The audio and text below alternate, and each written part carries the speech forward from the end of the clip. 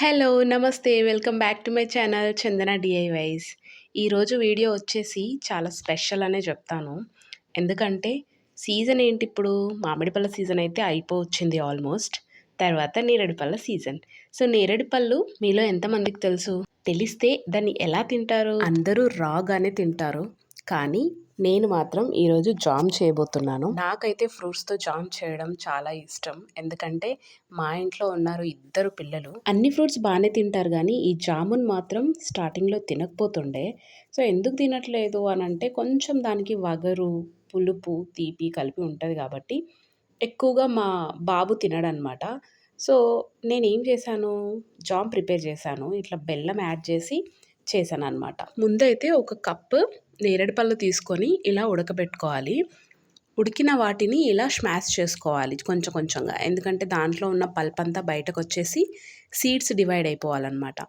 ఇలా పల్ప్ బయటకొచ్చేసాక, ఉడికాక seeds divide చేసి పక్కకు తీసి పెట్టుకోవాలి.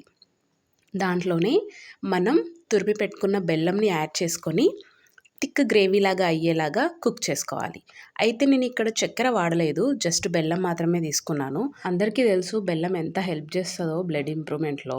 సో, అందుకని బెల్లమే ప్రిఫర్ చేయండి పిల్లలకైతే. పెద్దవాళ్ళు కూడా బెల్లమే తీసుకోండి. అండ్ దీన్ని ఒక 10 మినిట్స్ కుక్ చేసుకోవాలి బెల్లం యాడ్ చేసుకున్నాక.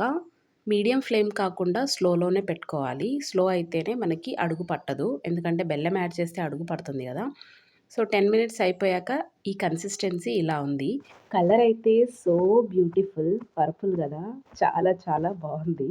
నేరేడు పళ్ళ కలర్ వస్తుందో రాదో అనుకున్నాను నిజంగా. కానీ అదే కలర్ వచ్చింది. అండ్ ఫైనల్‌గా ఒక హాఫ్ లెమన్‌ని స్క్వీజ్ చేసేసుకోవాలి. తర్వాత స్టవ్ ఆఫ్ చేసేసి ఆరిపోయాక ఇలా ఒక బౌల్‌లోకి ట్రాన్స్‌ఫర్ చేసుకోవాలి. లేదంటే మీరు డైరెక్ట్‌గా గ్లాస్ జార్‌లోకి కూడా ట్రాన్స్‌ఫర్ చేసుకోవచ్చు.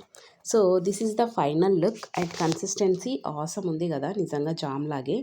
ఆఫ్‌కోర్స్ జామ్ లాగే ఉంటుంది కదా! మనం ప్రిపేర్ చేసిందే జామ్ కాబట్టి. So, this is cool and very yummy looking so good. And మా పిల్లలు కూడా చాలా ఇష్టపడి తిన్నారు. నేనైతే ఒక గ్లాస్ జార్‌లో దీన్ని స్టోర్ చేసి పెట్టుకున్నా. ఎందుకంటే ఎక్కువ డేస్ ఉంటుంది. ఇది ఎక్కువ డేస్ ఏమి ఉండదు. ఒక 3, 4 డేస్‌లో అయిపోతుంది. బట్ అట్లా సేఫ్టీ కోసం. ఎందుకంటే ఈ మధ్య బాగా ఎర్రచీమలు వచ్చేసినాయండి ఇంట్లోకైతే మస్తు అటాక్ చేస్తున్నాయి. అందుకే దానికి కనబడకుండా అవి లోపలికి దూరకుండా నేను ఇట్లా గ్లాస్ జార్‌లో ఫిక్స్ చేసి పెట్టేసినా అనమాట. అండ్ ఈవినింగ్ స్నాక్‌గా మా పిల్లలకైతే ఇలా బ్రెడ్ మీద పెట్టేసి ఇచ్చినా అనమాట. వాళ్ళైతే చాలా చాలా ఎంజాయ్ చేసి తిన్నారు. చాలా బాగుందన్నారు. సో, మీకెలా అనిపించింది వీడియో? నచ్చితే like, share and subscribe to my channel.